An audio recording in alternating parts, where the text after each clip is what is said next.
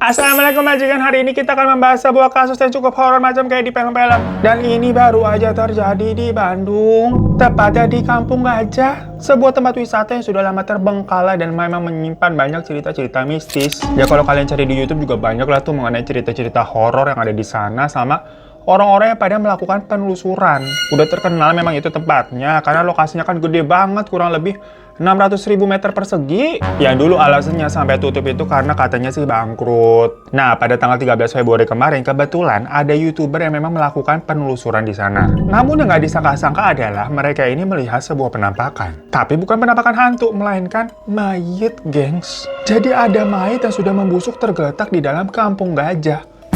Apa nggak horor tuh? Ya pastinya langsung lapor ke polisi kan, dan saat diketahui lah mayat tersebut adalah seseorang remaja bernama Zain. Dan ternyata cerita di balik kenapa Zain bisa berakhir di situ itu juga sama horornya majikan. Perkara dia ini punya sahabat yang super duper toksik dan posesif. Nggak nyangka deh kalian ada kasus seperti kayak ini dengan ending yang bener-bener ngeri banget majikan. Jadi nama lengkap dari Zain sendiri adalah Zain Ahmad Abdul Kudus yang tahun ini tuh berusia 14 tahun, jadi masih SMP gengs. Dia itu anak kedua dari 4 bersaudara yang awalnya memang tinggalnya nih di kota Bandung. Yang kalau kata orang-orang sekitar sih, Zain itu anaknya lempang-lempang aja, baik dan juga pendiam. Hari-harinya di sekolah ya rumah sekolah, bener-bener kayak siswa pada umumnya lah. Sampai di tahun 2021 nih, waktu dia kelas 4 SD, ibunya tuh berpulang ke Tuhan gengs karena memang sakit. Dan sang ayah ternyata kondisinya tidak lebih baik. Jadi udah lama memang kedua orang tuanya nih sakit-sakitan. Maka dari itu, setahun setelahnya di 2022, waktu kelas 5 SD berarti ya, Zain ini sempat dititipkan di rumah kakek dari pihak sang ibu yang ada di Kampung Brujul, Desa Margahayu, Kabupaten Garut. Nama kakeknya sendiri tuh panggilannya kakek Undang yang usianya tahun ini tuh 52 tahun, gengs. Karena tadi Zain ini berarti pindah lokasi dari kota Bandung ke Garut ya, otomatis sekolahnya juga ikut pindah dong. Nah, sekolahnya Zain ini tuh ada di sebuah area yang memang beberapa gedung nyampur tuh, ada SD, ada SMP, dan SMA. Jadi satu semuanya, kan banyak juga memang sekolah seperti itu ya. Dan di sekolah barunya itulah si Zain ini punya banyak teman-teman baru juga, termasuk ada seorang kakak kelas bernama Yoga, yang pada saat itu tuh udah SMP si Yoga. Tahun ini aja dia umurnya 16 tahun. Apalagi Yoga ini ternyata juga tinggalnya nggak jauh dari rumah kakeknya si Zain yang di Garut itu, satu daerah. Jadi waktu itu Zain ini SD dan Yoga SMP, tapi karena satu area atau sekolahannya ya selalu ketemu. Nah tapi kenapa Yoga yang udah SMP ini mainnya kok sama Zain yang masih SD? Jawabannya karena dia mau memanfaatkan si Zain, karena Zain ini memang selalu dimintain tuh duit jajannya dipalakin. Macam kayak kakak kelas yang malakin adiknya gitu, dipepet terus sama si Yoga nih yang jatuhnya mah toksik. Zain sebagai anak yang penurut gak berontak, dia pun kayak keikut sama Yoga terus di lingkungan sekolahnya, maupun pas sudah pulang gitu jadinya ya suka bareng karena rumahnya kan juga deketan. Sampai-sampai memang nih kalau murid-murid lain ngelihat tuh kayak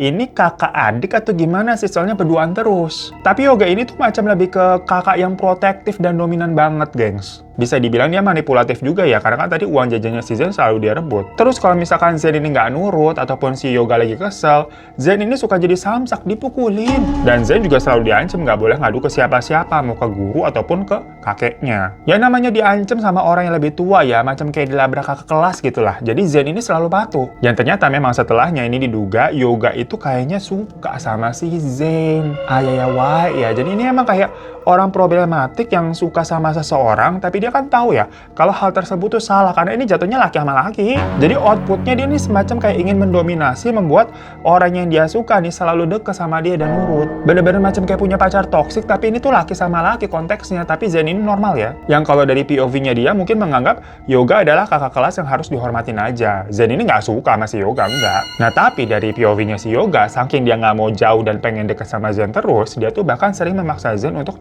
nginep di rumahnya. Dan karena memang Zain ini harus nurut ya, perkara ya dipaksa. Dia akhirnya jadi anak yang suka berbohong sama kakeknya, bilang ada acara di sekolah jadi harus nginep. Dan hal itu juga diperkuat sama si Yoga yang bilang ke kakeknya Zain kayak, ya kek ada acara di sekolah. Ya kakek ngiranya Yoga ini kan kakak kelasnya si Zain ya, teman sekolahnya gitu, karena tiap hari main terus, jadi percaya aja. Sampai di sini berarti pribadinya Zain yang sebagai anak baik udah dirusak tuh jadi anak tukang bohong sama si Yoga. Sampai suatu hari ada saat dimana si Zain nih pulang-pulang tahu-tahu wajahnya pada lebam-lebam gengs. Lah kakeknya ngeliat begituan kaget, dipukulin siapa kamu? Awalnya mah si Zain nggak mau bilang, tapi setelah udah dibujuk gitu kan sama kakeknya, udah ngomong segala macam, akhirnya ngaku juga tuh kalau Yoga lah yang telah mukulin dia.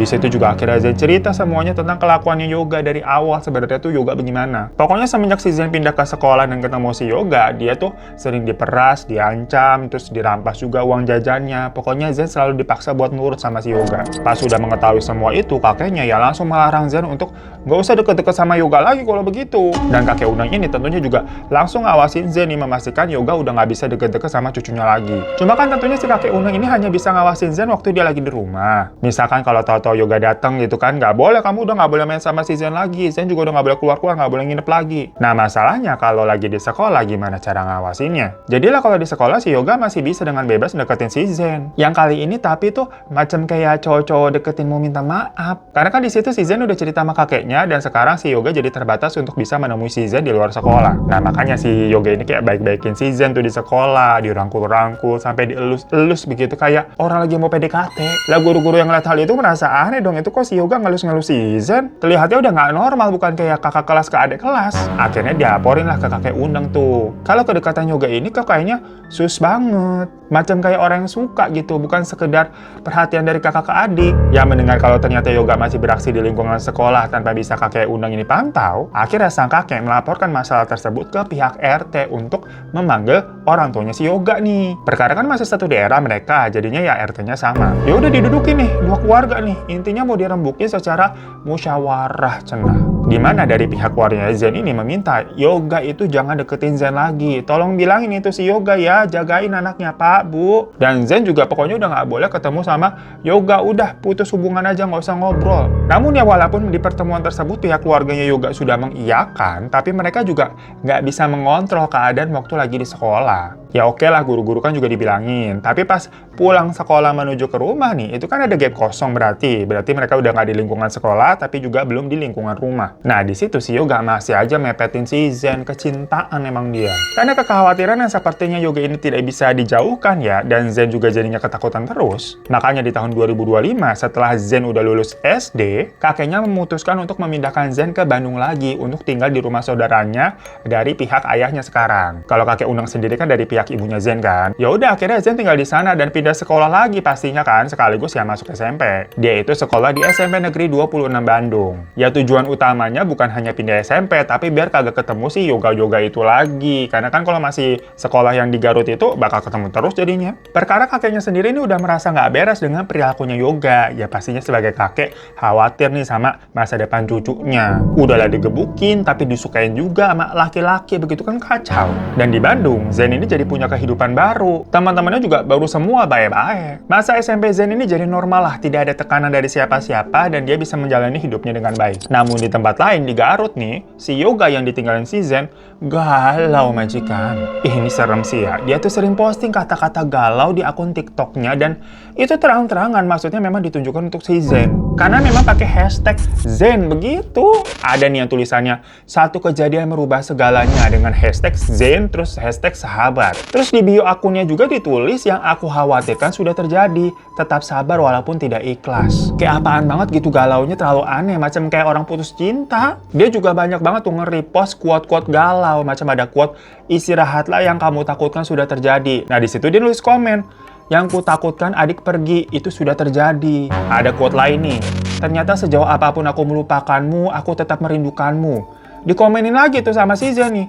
AA rindu berat. Gimana? Bener-bener kayak orang putus cinta kan? Jadi terlihat memang kalau si Yoga ini tuh memiliki obsesi terhadap Zen. Dan tampaknya bukan sekedar seseorang teman yang merasa ditinggalkan, tapi memang karena punya rasa suka. Yang jatuhnya ini bisa dibilang grooming juga kali ya. Makanya serem nih sama orang-orang seperti Yoga ini yang punya obsesi jatuhnya kayak ke psikopat. Nah merasa nggak tahan dengan kegalauannya itu karena jauh dengan si Zen, Yoga keblingsatan tuh, dia nyari kontaknya si Zen yang baru. Karena kan semenjak Zen ini pindah ke Bandung, semua info tentang Zen ini dirahasiakan sama keluarganya ya pastinya ya. Emang sengaja biar si Yoga kagak tahu. Tapi akhirnya Yoga ini berhasil mengetahui info tentang si Zen dari teman-temannya Zen yang di SD tuh. Ternyata ya Zen gimana pun juga kan masih kontakan sama teman-teman SD-nya yang nggak punya masalah. Dari situ makanya si Yoga tahu kalau Zen sekarang ada di Bandung. Akhirnya si Yoga nekat dong pergi ke Bandung tuh cuma buat nemuin si Zen. Dia ngajak temennya berinisial AP buat boncengin tuh nganterin naik motor dari Garut ke Bandung. Dan sampai di Bandung, bener ketemu. Bayangin Zen ini yang rasa hidupnya udah tenang, tahu tahu-tahu disamperin lagi nih sama si Yoga. Ya pastinya kan traumanya kayak balik gitu ya. Di situ Yoga juga memaksa Zen untuk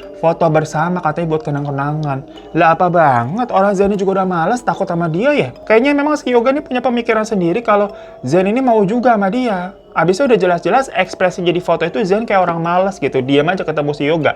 Emang si Yoga ini yang kayak terus-terusan ngincar-ngincar si Zen. Karena besokannya dia terus-terusan emang ngechat si Zen kayak orang mau balikan seperti dulu tuh hubungannya. Dikiranya si Yoga dia masih bisa membuat si Zen nurut. Tapi Zen yang udah punya kehidupan baru, dia juga di sekolah nggak ketemu Yoga lagi gitu kan. Nggak ada rasa ketakutan, jadinya dia udah males lah nanggapin chat-chatannya si Yoga kayak ngapain. Ya tapi si Yoga ngerasa nih Zen kok nggak ngerespon dia. Marah geng, semakin neror tiap hari. Hingga puncaknya di bulan Februari 2026, Zen yang mungkin kayak udah begah kali ya. Akhirnya dia bilang tuh kalau dia udah nggak mau berhubungan dengan si Yoga lagi, jadi stop lah ngubungin gua. Di situ si Yoga marah karena dia merasa wah udah berani nih si Zen nih. Pokoknya si Yoga bener-bener jadi emosi. Apalagi pas dia ngeliat sosial medianya si Zen, foto mereka yang bareng waktu itu tuh nggak diupload sama si Zen. Padahal kan sama Yoga diupload. Tapi si Zen ini malah ngupload fotonya bersama teman-teman barunya tuh di Bandung. Yoga merasa sakit hati banget di situ dan langsung berniat memang untuk menghabisi Zen.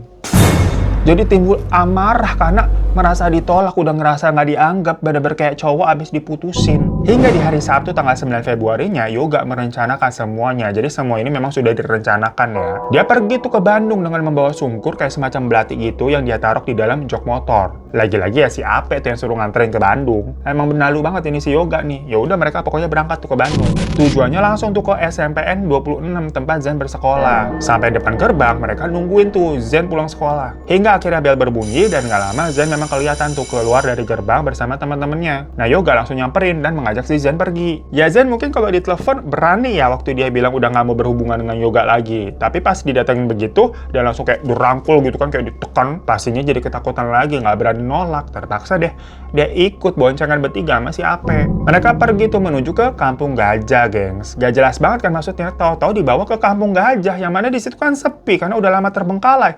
Mau ngapain? Si Yoga bilangnya mau membicarakan hubungan mereka. Lah ngapain maksudnya sampai harus ke Kampung Gajah? Jadi kan emang udah direncanain mau dibawa ke tempat sepi. Kalau emang cuma mau ngomong doang ya ke warung kopi kayak kemana kek. Berarti emang udah ada niatan buruk nih si Yoga nih. Dan pas sampai sana, Zen itu langsung dibawa masuk sama Yoga ke bagian yang bener-bener sepi. Sementara Ape itu disuruh nunggu di motor memastikan nggak ada orang.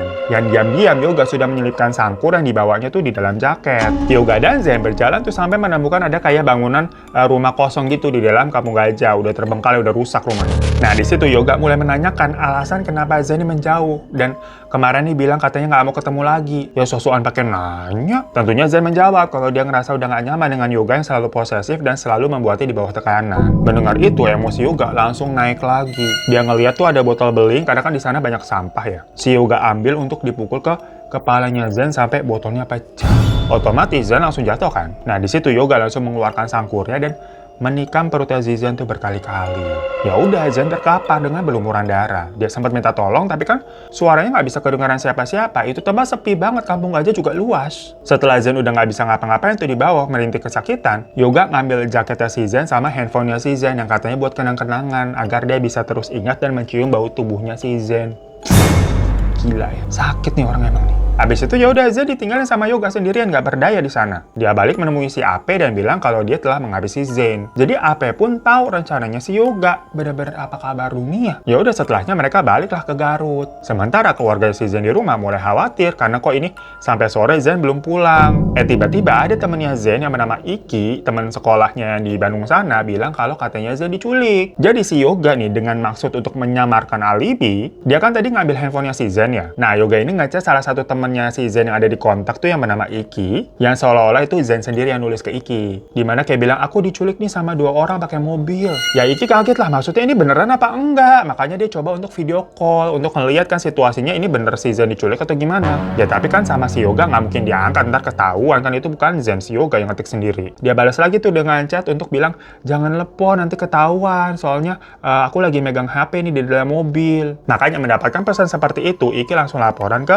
keluarga keluarganya Zen di Bandung tuh bilang Iki diculik pakai mobil. Ya keluarganya dari tadi emang nungguin si Zen kok belum pulang-pulang, kaget lah. Apalagi pas mereka mencoba menghubungi nomornya si Zen udah nggak aktif, gengs. Selama berhari-hari semua pihak tuh mencari keberadaannya si Zen. Flyer-flyer orang hilang dengan fotonya tuh disebar di mana-mana. Akhirnya ada tuh berita yang nggak tahu dari mana sumbernya bilang kalau katanya Zen berada di Garut. Dicarilah ke sana tapi ternyata itu hoax. Polisi, keluarga dan yang lain tuh sempat buntu. Ya maksudnya nggak tahu nih harus nyari Zen kemana lagi karena nggak ada jejaknya. Nggak ketemu lah pokoknya, gengs. Dan kala itu si Yoga juga belum dicurigai ya karena pihak keluarga yang ada di Bandung itu kan nggak tahu ya kalau ternyata si Yoga ini udah pernah nyamperin Zen ke Bandung tuh dari Garut. Zen nggak pernah cerita soalnya. Dan sebelumnya juga kan menurut ceritanya si Iki yang dapat chat dari si Zen bilangnya Zen diculik pakai mobil. Jadi hal itu juga membuyarkan anggapan kalau si Yoga pelakunya. Karena kan kayaknya Yoga nggak mungkin bisa bawa mobil gitu, masih bocah. Sampailah kita ke cerita yang di awal tadi, di mana hari Kamis tanggal 12 Februari 2026, tengah malam berarti masuk ke tanggal 13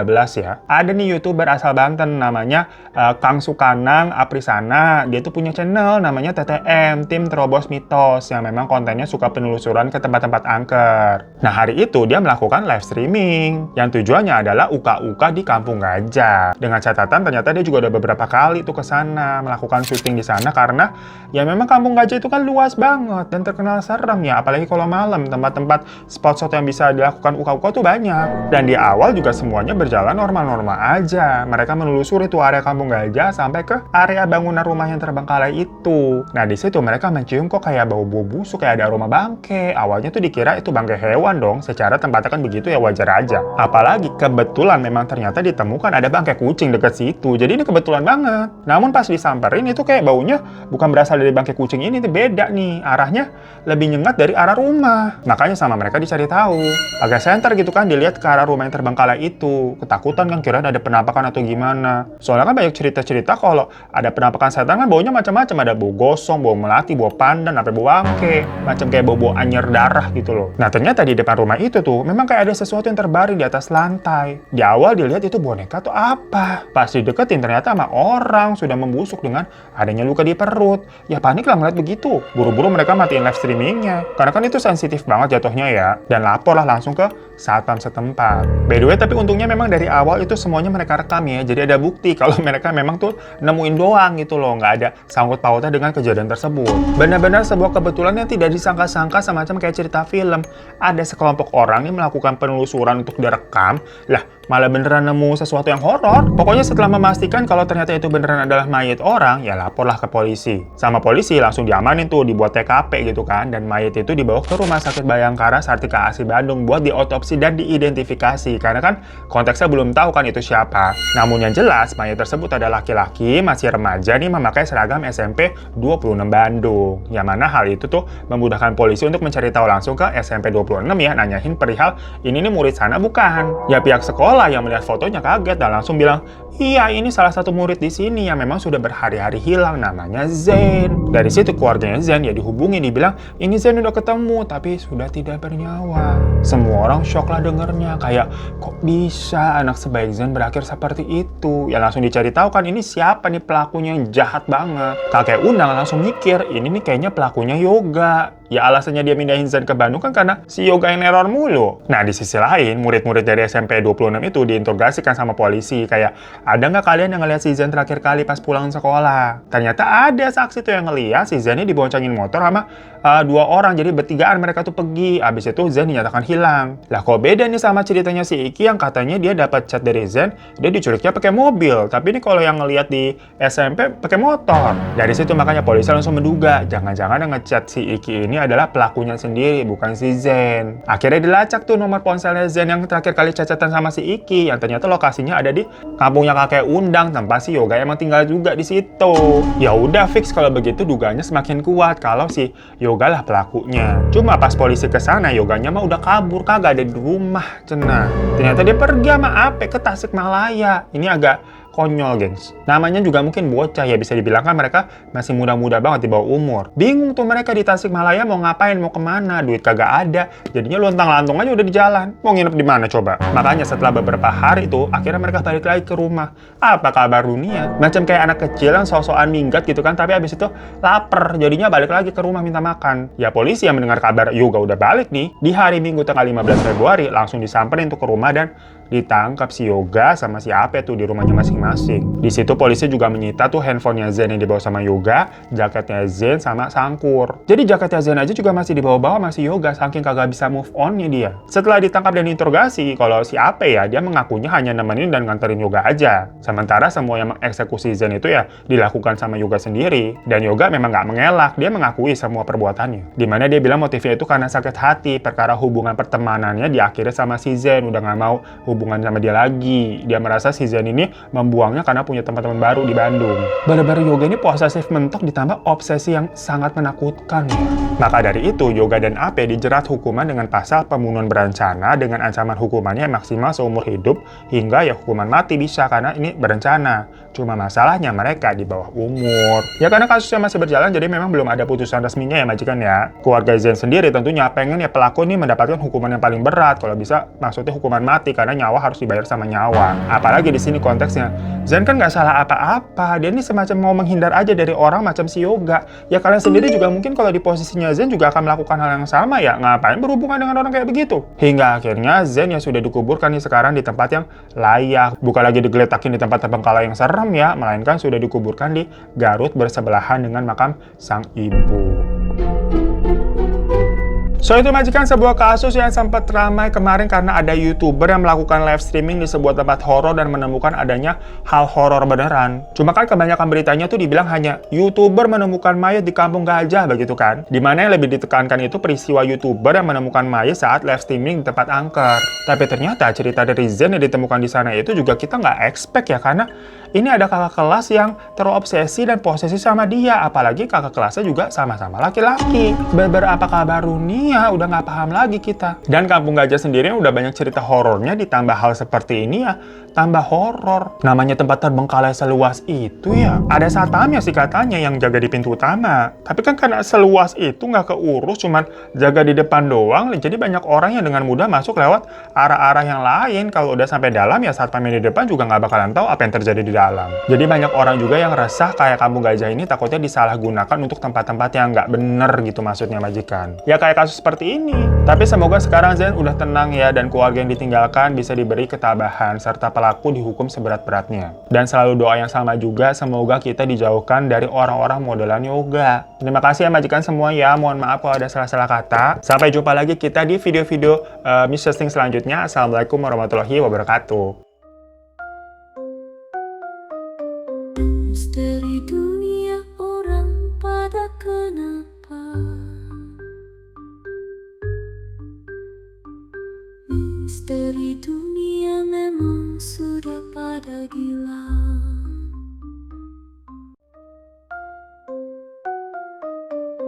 Misteri dunia orang pada kenapa?